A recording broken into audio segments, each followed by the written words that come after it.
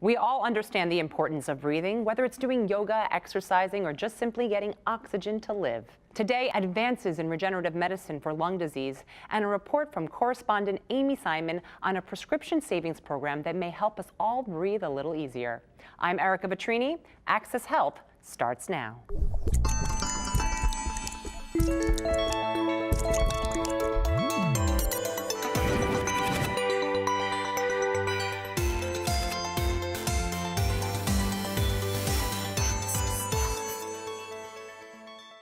Chronic obstructive pulmonary disease, or COPD, ranks as the third leading cause of death in the United States, trailing just behind heart disease and cancer.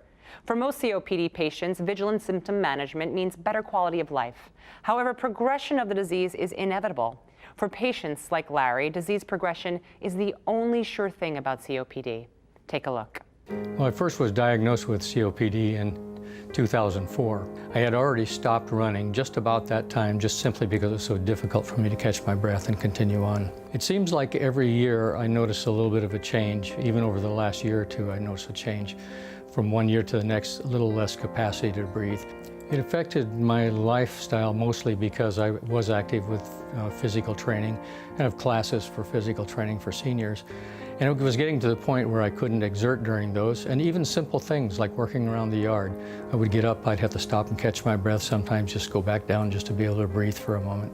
COPD is always progressive, but then aging is as well. And if you can stop the COPD rapid progression, then I would progress normally in my lung function. And that's really what I was looking for, a way for me not to have to rely on extraordinary means to catch my breath and to feel better. Patients like Larry are not alone. In fact, COPD affects over 24 million Americans. Despite advances in medicine, the standard of care for COPD treatment has remained relatively unchanged over the past few decades, leaving patients with few options. What if there was a way to potentially slow the progression of the disease using the patient's own stem cells? Well, joining me today to discuss the alternative to traditional treatment options for COPD is Dr. James St. Louis from the Lung Institute. Doctor, thank you so much for joining us today. Thank you for having me, Erica. So let's get right to it, Doctor. What exactly is COPD and what are the current treatments? COPD is chronic obstructive pulmonary disease, which includes chronic bronchitis and emphysema. And the traditional treatments right now would be nebulizers, medication, and a variety of other treatments that treat the symptoms of the disease. To actually treat the disease would be a lung transplant. At the Lung Institute, we treat the COPD and other lung diseases with stem cell therapy. Stem cells are the body's natural healing cells. They reduce the inflammation in your body. Inflammation causes many diseases in the body, so you can use your own cells to decrease the inflammation. So the process of harvesting stem cells sounds incredibly complicated.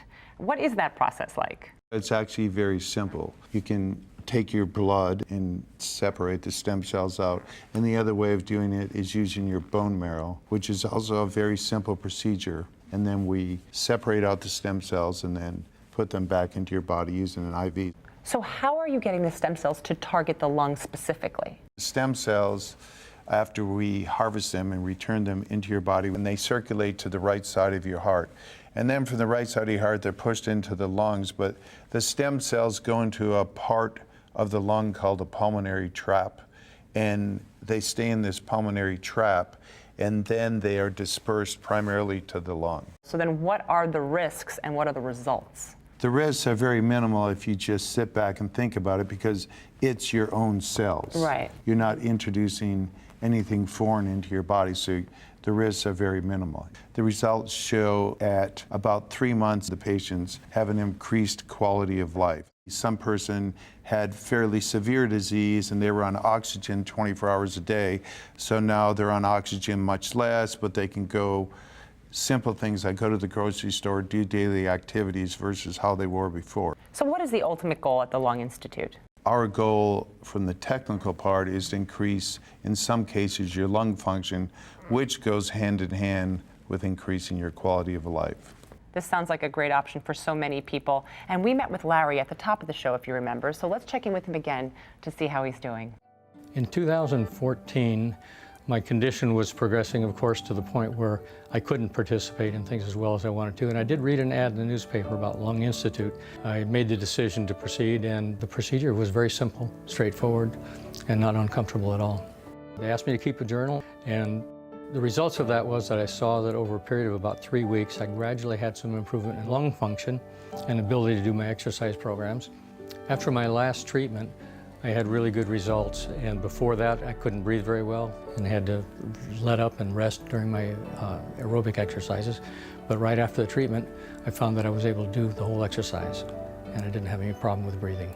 With the positive results I've had, I really look forward to the future. Perhaps we can get more involved in stem cells. Perhaps we can actually make better things happen. And I'm really hopeful for the future, particularly not necessarily for myself, but for others who may have problems similar to mine, that there is maybe a path to recovery.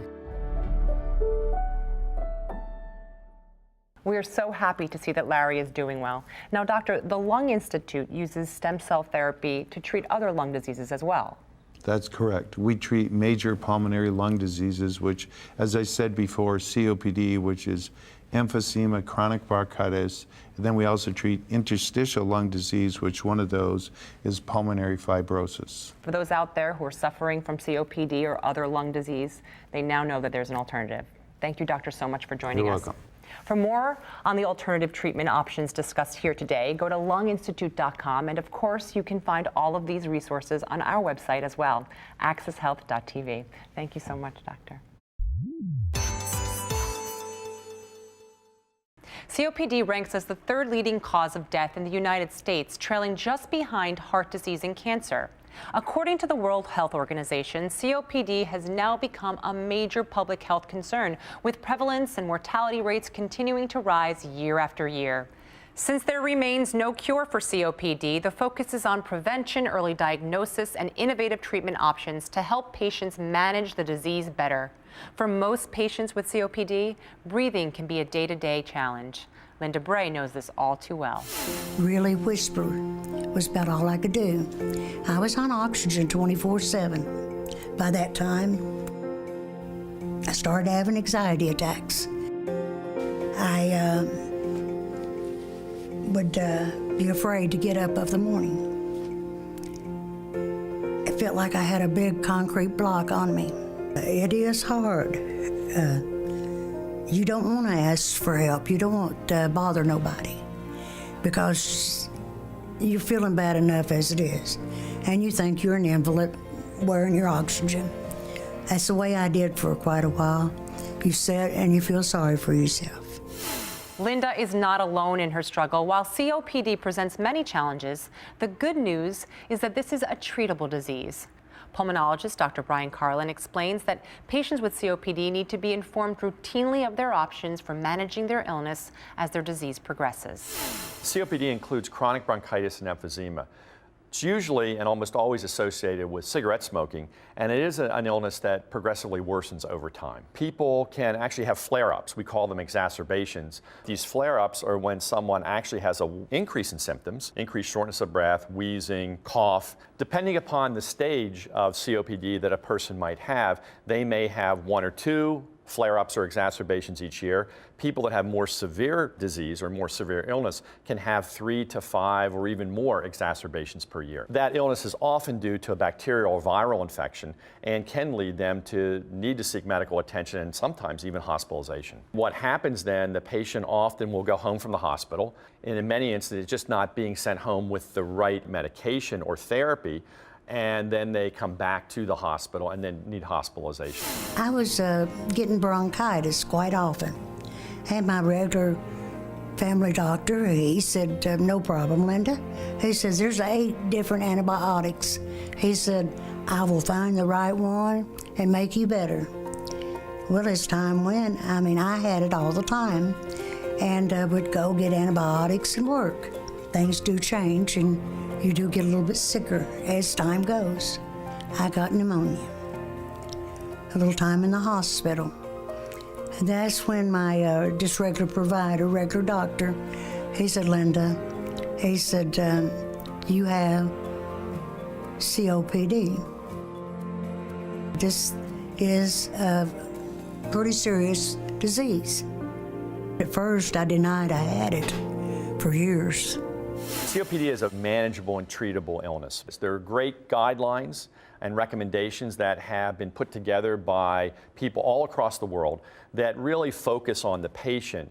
The goals of COPD treatment include relieving your symptoms, slowing the progression of the disease, improving your exercise tolerance and ability to be active, preventing and treating exacerbations, and improving your overall health. We should be assessing patients based upon recommendations from the GOLD group. First of all, we need to ask them how they're doing. There are various questionnaires that can help with that. And oftentimes what I do is just ask the patient directly, are you short of breath? Are you coughing? Are you wheezing, for example? And then the other thing I like to ask them is, are you doing the same amount of things that you were doing a couple years ago? Many people that have COPD will actually do a little bit less because they can't do it. These recommendations are easily implemented. The main components for treatment of COPD include both pharmacologic and non-pharmacologic therapies. The non-pharmacologic therapies include smoking cessation, for oxygen therapy, pulmonary rehabilitation, and then the appropriate pneumococcal and influenza vaccinations. Pharmacologic therapies include two types of therapies. One are bronchodilators, and one are inhaled corticosteroids. The short-acting medications are, in some terms, are known as rescue inhalers, meaning that if a patient is on a long-acting medication once or twice a day and then has symptoms in between the doses of the medicine, then we instruct them to use a short-acting drug or a rescue drug. Ideally, a patient should be on a long-acting medication. If a patient is using their short-acting medication or the rescue inhaler a lot, it may mean that the disease is worsening or that there is something else occurring that is not allowing for the optimal control for that individual patient. Since there's no medicine to truly stop the decline of lung function, we focus our treatment on how do we optimize symptomatology. The benefits of all these types of inhalers, whether it be a dry powder, a metered dose, or a soft mist inhaler, is when used appropriately, they work and they work very well. There have been many studies showing that they actually help patients improve their lung function and reduce exacerbations. The challenges of both the dry powder inhalers and the metered dose inhalers are really twofold. The first one is to actuate the device and inhale and coordinate that with your breath. The second challenge is actually taking a deep breath and holding that deep breath. Some of our patients can simply not take a deep breath. We just have to make certain that our patient is using that device in an appropriate fashion, because that's going to optimize their care. So when a patient is hospitalized and is extremely short of breath, which is almost always a part of why they are hospitalized, there are a lot of reasons why nebulization therapy may be a good choice for an individual patient. A patient simply may not be doing well on other types of metered dose or dry powder or soft mist therapy. A patient may be cognitively impaired and cannot use any of the inhaled devices. They may have just generalized weakness and they simply can't coordinate that hand-breath coordination. They may not be able to take a deep breath and may not be able to inhale the dry powder, for example. And we see that in many, many patients. And in those instances, nebulization therapy is a very appropriate alternative to optimize the care of the patient. Today's nebulizers have undergone a lot of innovations compared to those 25 years ago. They're smaller, they're certainly more portable. We recently completed a study, a questionnaire study, through the American Thoracic Society that looked at physicians' knowledge and attitudes regarding nebulization therapy. One of the things that we found through that were 7 of 10 physicians felt that nebulization therapy is the treatment of choice for patients who have acute exacerbations or flare-ups of their illness.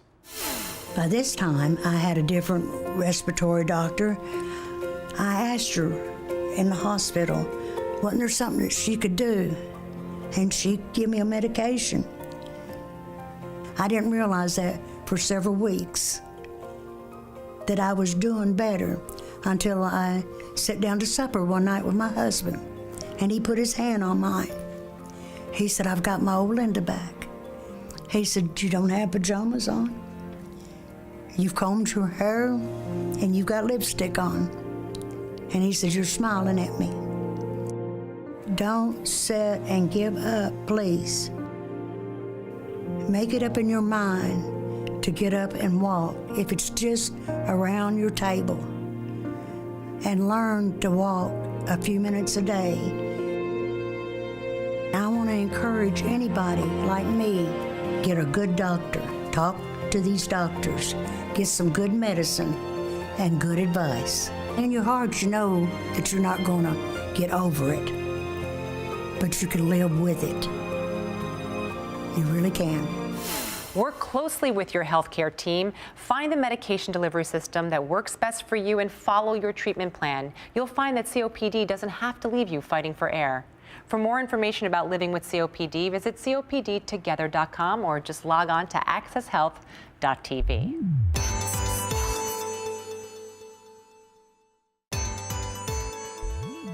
With the rise of prescription drug costs, a penny saved is a penny earned. Thanks to our next guest, there now may be a remedy for our wallets. Here's correspondent Amy Simon with more. According to a new Consumer Reports survey, 28 million Americans have experienced a spike in the cost of their prescription medications, and 4 million of them could not afford the price, so they had to walk away without their prescription. In the past year, pharmaceutical prices have risen 9.8%, increasing the need for a change in lowering the cost of prescription drugs. Joining us today with information on how consumers can save on their prescription drugs and improve their health and wellness are Jerry Parker and Sean Ori of ScriptSave. Gentlemen, welcome. Thank you. Thanks for having us. The healthcare industry, the landscape is so uncertain these days. Well, it certainly is. It's very chaotic now for anybody who is trying to predict the healthcare costs for their family. Many people are looking to health insurance reform, but the actual fact is that insurance reform may still leave holes in insurance. We're seeing the evolution of healthcare. There are more consumers on high deductible health plans today. They have to be smarter and wiser in how they're going to spend their money. How do you guys help? What ScriptSave does is we go out very much like an insurance company. We negotiate with pharmacies to bring the cost down on prescriptions for those without coverage, those that are in a coverage gap. So someone who has coverage but may need a drug that is off formulary, that's where we step in. We provide a discount on the retail cost for that prescription. For those people that have no coverage whatsoever, that's where we step in. They can use our program and get a discount similar to the insurance discount they would have gotten if they had coverage. Most consumers don't realize that a particular drug cost can vary in price at different pharmacies. ScriptSave provides a tool so that those drug prices are transparent. How do you use it? People can look and make comparisons, and because of those comparisons, they can save on their out-of-pocket drug costs. And what users can do with ScriptSave WellRx is go to our website, wellrx.com, or download our mobile app, and they can punch in their drug name, the zip code that they're in, and find the lowest cost for that drug within their zip code. So you can see the variation of every single pharmacy in the area and pick the pharmacy that makes most sense for you. So you simply take our app, a card you can download from our website, bring it to the pharmacy, and you can get those savings. We actually go beyond the prescription. We have a slew of drug information, medication videos, and we've added clinical adherence tools for users to be able to track their utilization and also get reminders to refill their prescriptions or to just take a pill. We don't charge for enrollment. We don't charge to use the card. It's a completely free program. And if you want to save even more money, you can compare prices to your insurance copays. Many times we'll actually be able to give you a price on your drug that is lower than your copay. Well, this sounds incredible, and it sounds like something that everybody can use. Well, it is, and it's about finding the right service that meets the needs of your family, and also finding a trustworthy partner. ScriptSave has been doing this for over 20 years. It really pays to compare drug prices and definitely look for opportunities to lower those out-of-pocket drug costs.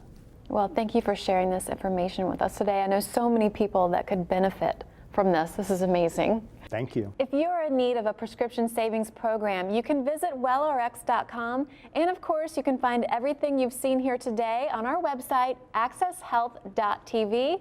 See you next time.